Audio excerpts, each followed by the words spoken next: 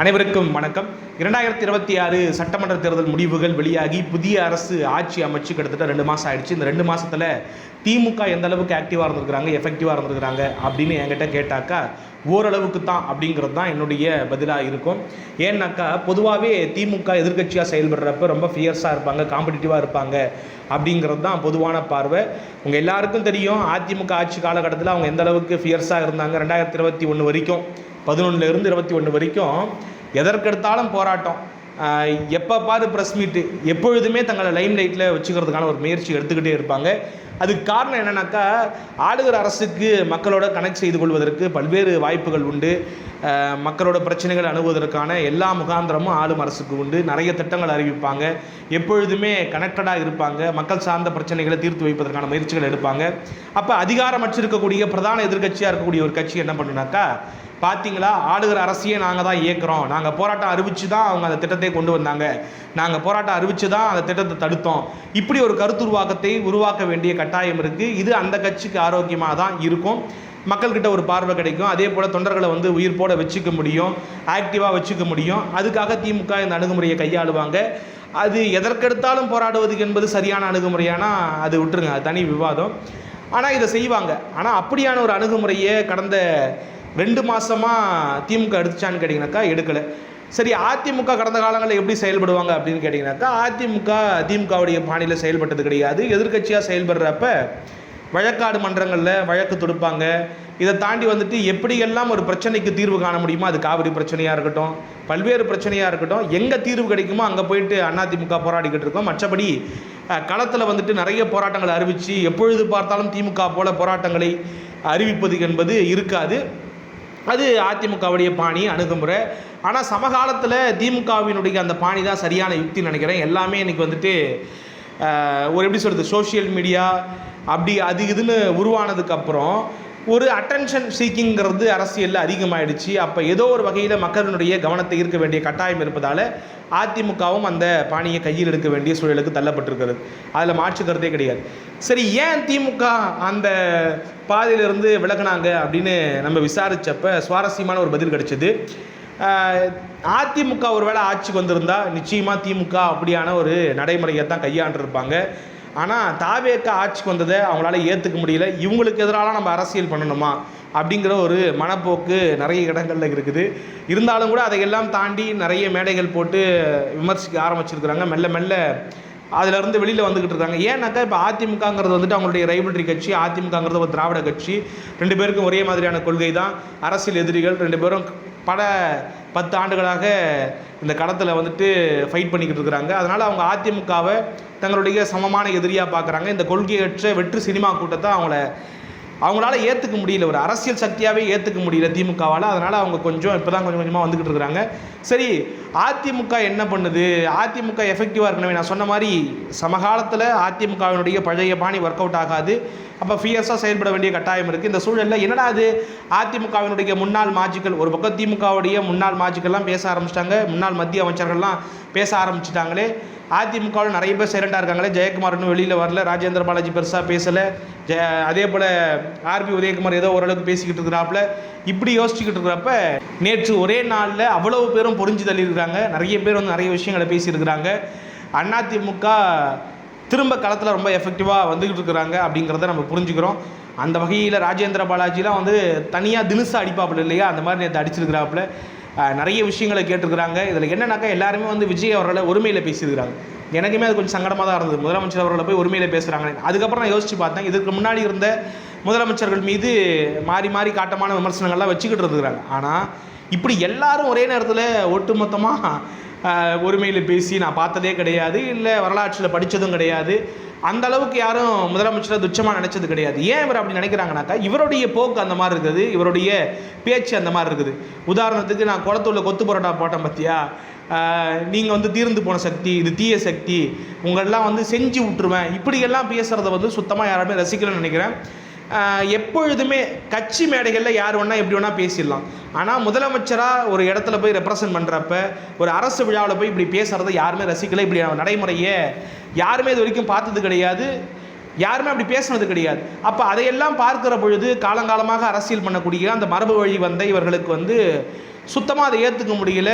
ஒரு பக்கம் அனிதா ராதாகிருஷ்ணன் திட்டிக்கிட்டு இருந்தார் உரிமையில், இப்போ பார்த்தா ராஜேந்திர பாலாஜி திட்டுறாப்புல, உதயகுமார் திட்டுறாப்புல, செல்லூர் ராஜுலாம் காத்திரமாக பேசுகிறாப்புல, நீயே ஒரு களவாணி தான் அப்படின்ட்டாப்புல நேற்று பேசின ஒரு கூட்டத்தில். ஆக இப்படியான ஒரு போக்கு போய்கிட்டு இருக்கு. ராஜேந்திர பாலாஜி பேசுகிறப்ப ஒரு விஷயத்த சொல்கிறாப்புல, என்னன்னாக்கா ஸ்டாலினுக்கு என்றைக்கு கோபம் வருதோ அன்றைக்கி இந்த ஆட்சி காலி.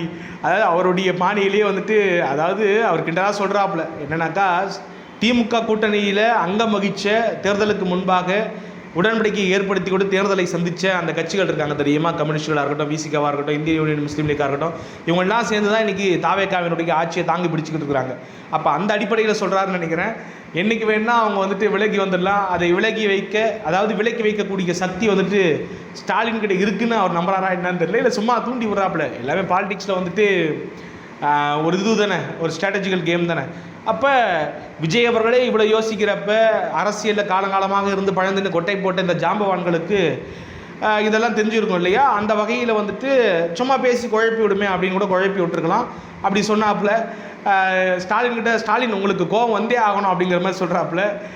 இதில் எல்லாருமே ஆதங்கப்படக்கூடிய விஷயமா, பொதுவாக ஆதங்கப்படக்கூடிய விஷயமா என்ன இருந்ததுனாக்கா, இத்தனை பேர் அமர்ந்த ஒரு சீட்டு, பேரறிஞர் பிறந்தகை அண்ணாவிலிருந்து புரட்சித் தலைவர் எம்ஜிஆர், டாக்டர் கலைஞர், புரட்சித் தலைவி அம்மா, அதுக்கப்புறம் மரியாதைக்குரிய எடப்பாடியார், ஸ்டாலின் அவர்கள் வரைக்கும் இவ்வளவு பேர் கண்ணியம் காத்த ஒரு சீட்டில் இப்படிப்பட்ட ஒரு நபரா, சட்டமன்றத்தில் இப்படிப்பட்ட ஒரு உரையா அப்படிங்கிறது பொதுவான ஒரு கருத்தாக இருந்தது. அவங்க பேசின பேச்சு இல்லை, அதிமுகவினுடைய மாஜிக்கள் பேசின அந்த பேச்சுக்களில். அதே போல் தீர்ந்து போன சக்தின்னு அதிமுக விமர்சிக்க போய் இந்த காத்திரமான விமர்சனங்கள்லாம் கூடுதலாக வந்திருக்குது. அவங்களும் வந்துட்டு ரொம்ப எஃபெக்டிவாக பதில் சொல்லியிருக்கிறாங்க. அதே போல் இங்கேருந்து போகக்கூடிய ஆட்களை இவங்க வந்துட்டு குதிரை பேரம் பேசி ஒவ்வொரு எம்எல்ஏக்களாக வாங்கியிருக்காங்க தெரியுமா, அது குறித்த விமர்சனங்களை கடுமையாக வச்சுருக்கிறாங்க. ஓடுகாலிகள்ங்கிற வார்த்தைகளை எல்லாம் பயன்படுத்தி ஆர்பி உதயகுமார் வந்து காத்திரமாக பேசியிருக்கிறாப்புல. அதே போல் செல்லூராஜ் பேசியிருக்கிறாப்புல. எல்லாருமே வந்து இந்த ஒரு விஷயத்தை முன்னிறுத்தி பேசியிருந்தாங்க. எப்படி இவங்களுக்கு வெற்றி சாத்தியமாச்சு, ஏன்னா தமிழ்நாடு முழுக்க இப்படி ஒரு விஷயம் நடந்திருக்குனாக்கா அதுக்கு காரணம் என்ன அப்படிங்கிறதையும் விளக்கி ராஜேந்திர பாலாஜி உட்பட பல பேர் பேசியிருந்தாங்க. என்ன சொல்ல வராங்கனாக்கா, முகம் தெரியாமல் யார் என்றே தெரியாமல் அந்த திமுக அதிமுக மீது இருந்த அந்த அயற்சியின் காரணமாக ஓட்டு விழுந்திருக்கு. அது அவங்களுமே ஏற்றுக்கிறாங்க. ஆனால் இது தொடருமா அப்படிங்கிற கேள்வியில் முன்வைக்கிறாங்க. அந்த கேள்வியிலிருந்து சில பதில்களை நாமளும் அணுக வேண்டிய கட்டாயம் இருக்குது. நீங்கள் அடுத்து வரக்கூடிய உள்ளாட்சி மன்ற தேர்தல் மீது தாவேக்காவுக்கு இயல்பாகவே அச்சம் இருக்குது. எப்படி வந்து நம்ம முகங்கள் இல்லாமல் ஒரு சரியான ரெப்ரசன்டேட்டிவ்ஸை முன்னிறுத்தாமல் எப்படி வெற்றி பெறுவது அப்படிங்கிற ஒரு அச்சம் வந்துட்டு உள்ளே வந்திருக்குது. அதனால தான் அதிமுகவிலிருந்து ஒவ்வொருத்தவங்களே தூண்டில் போட்டு இழுத்துக்கிட்டு இருக்கிறாப்புல. பார்ப்போம் எவ்வளோ பேர் அவரால் இழுக்க முடியும். ஓரளவுக்கு இன்றைக்கி புதுக்கோட்டையிலேருந்து விஜயபாஸ்கர், கரூர்லேருந்து விஜயபாஸ்கர்லாம் இழுத்துட்டாப்புல. ஆனால் இன்றைக்கும் அதிமுக தான் எங்கள் இயக்கம் அப்படின்னு ஸ்டபனாக இருக்கக்கூடிய ஆட்கள் இருந்துக்கிட்டே தான் இருக்கிறாங்க. ஏன்னா அதிமுகங்கிறது வந்துட்டு தொண்டர்களை அடிப்படையாக கொண்ட கட்சி. எத்தனை தலைவர்கள் போனாலும் இதையும் வந்துட்டு ஆர்பி உதயகுமார் மேடையிலே பேசுகிறாப்புல.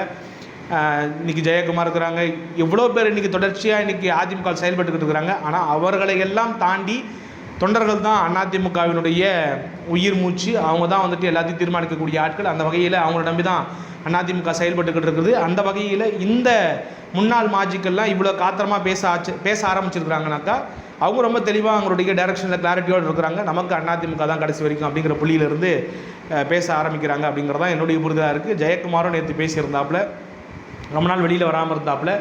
ஆக எல்லாருமே வந்துட்டு பதிலடியை கொடுத்துக்கிட்டு இருக்கிறாங்க. உள்ளாட்சி மன்ற தேர்தலில் நிச்சயமாக அதிமுக பெரிய எஃபோர்ட் போடுவாங்க, இடைத்தேர்தலையும் பெரிய எஃபோர்ட் போடுவாங்க அப்படின்னு நான் பார்க்குறேன். ஒவ்வொருத்தரும் பேச ஆரம்பிப்பதன் மூலமாக அதிமுகவினுடைய எதிர்க்கட்சி அரசியலை வலுப்படுத்துவதன் மூலமாக, ஏன்னா இப்போ 2 எதிரி அதிமுகவுக்கு, எல்லாருக்குமே இன்றைக்கி 2 எதிரி. தமிழ்நாடு அரசியல் களத்தில் ரொம்ப நாளைக்கு அப்புறம் கிட்டத்தட்ட 50 ஆண்டுகள் கழித்து மும்முனை போட்டி உருவாயிருக்கு. கடைசியாக ஒரு 4 முனை போட்டியை மும்முனை போட்டி எப்போ பார்த்ததுனாக்கா 1977 நினைக்கிறேன். கிட்டத்தட்ட 4வது முனையாக போட்டிக்கிட்ட ஜனதா கட்சியை 16% வாக்குகள் எடுத்திருந்தாங்க. இப்போ இன்றைக்கி ஒரு மும்முனை போட்டி சூழல் உருவாகியிருக்கு. 3 கட்சிகளுக்கும் தாவேக்கா, திமுக கூட்டணி, அதிமுக கூட்டணி மூவருக்கும் உள்ள இடைவெளிங்கிறது 3% தான். ஆக இந்த சூழலில் அப்போ எல்லோருக்குமே நீங்கள் 2 எதிரிகள். அப்போ ஒரு நிஜ எதிரி திமுகவுக்கு, அது அதிமுக. இன்னொரு நிழல் எதிரி தாவேக்கா. அதே போல் அதிமுகவுக்கு நிஜ எதிரி திமுக, நிழல் எதிரி தாவேக்கா. ஏன் வந்து நான் தாவேக்காவை நிழல் எதிரின்னு சொல்கிறேன்னாக்கா, அது என்றைக்கு வேணால் அந்த நிழல் வந்துட்டு காணாமல் போகலாம். ஏன்னா அது ஒரு வெற்று கூட்டம், அது ஒரு சலம்பல் கூட்டம், அதற்கு கொள்கை கிடையாது, கோட்பாடு கிடையாது, எதுவுமே கிடையாது, எந்தவித செயல் திட்டமும் கிடையாது, தலைவர்களை பற்றின புரிதல் கிடையாது, எதுவுமே. இது எல்லாத்தையுமே வந்து பேச ஆரம்பிச்சிருக்கிறாங்க, ஒவ்வொருத்தராக பேச ஆரம்பிச்சிருக்கிறாங்க. இதை வந்து மக்கள்கிட்ட எக்ஸ்போஸ் பண்ணி காட்டி அப்போ ஏதோ ஒரு வகையில் இந்த 2 அடிலையும் தாண்டி வர வேண்டிய கட்டாயம் அதிமுகவுக்கு இருக்குது. அது அதிமுக செய்ய ஆரம்பிச்சிருக்கிறாங்க அப்படிங்கிறது தான் பொருள். ஏன் ஸ்டாலினுக்கு ஆதரவாக வக்காலத்து வாங்கி அதிமுகவினுடைய முன்னாள் அமைச்சர்கள்லாம் பேசுகிறாங்கனாக்கா, அவங்களால ஏற்றுக்கொள்ள முடியல. அப்படி தான் நான் பார்க்குறேன் நான். ஏன்னா ஒரு திராவிட கட்சிகள், திராவிட பாரம்பரியம், 2 திராவிட கட்சிகளும் மாறி மாறி ஆட்சி செய்து வந்த சூழலில் இப்படி ஒரு கூட்டம் எந்தவித புரிதலுமே கிடையாது, கண்டமேனிக்கு வந்துட்டு அரசியல் களத்தை கேலி கூத்தாடிக்கிட்டு இருக்கக்கூடிய அந்த சூழலில் அப்போ யாராக இருந்தாலும் கோவம் வரும். இந்த மாதிரியான ஒரு விஷயத்தை பேசுகிறப்போ ஒரு அரசு விழாவில் போயிட்டு நான் கொத்து பரோட்டா போட்டேன் அப்படின்னு சொன்னாக்கா வெகுஜன மக்களாக இருக்கக்கூடிய ஆட்களுக்கே நிறைய பேர் கோவம் வரும் பொழுது, இவங்க அந்த பதவிகளில் இருந்தவங்க ஒரு அரசாங்கத்தை நடத்தின ஆட்களுக்கு வந்துட்டு இயல்பாகவே கோபம் வரதான் செய்யும். அப்போ கட்சி மாச்சரியங்கள் கடந்து இவங்க வந்துட்டு விஜயை விமர்சிக்க வேண்டிய இடத்துக்கு தள்ளப்படுறாங்க. விஜய்ங்கிற ஆள் வந்துட்டு ஆபத்தான ஃபேக்டருங்கிறத 2 பக்கமும் புரிஞ்சுக்கிட்டு இருந்துருக்காங்க. அந்த வகையில் விஜய்ங்கிறவர் வந்துட்டு திமுகவுக்கு எதிரி கிடையாது, அதிமுகவுக்கு எதிரி கிடையாது, தமிழ்நாடு அரசியலுக்கு எதிரி, தமிழ்நாடு மக்களுக்கு எதிரி அப்படிங்கிறதான் என்னுடைய பார்வை. இது மக்களுடைய பொறுப்பு தான், திமுக அதிமுகவுடைய பொறுப்புங்கிறதெல்லாம் தாண்டி மக்கள் தான் விஜய் என்கிற அந்த துஷ்ட சக்தியை ஒட்டுமொத்தமாக அரசியல் களத்தில் அப்புறப்படுத்தணும். இனி வரக்கூடிய காலங்களில் அதிமுக எப்படி டிரைவ் ஆகணும் நீங்கள் நினைக்கிறீங்க அப்படிங்கிறத கமெண்ட் பாக்ஸ் சொல்லிட்டு போங்க. நன்றி, பாய்.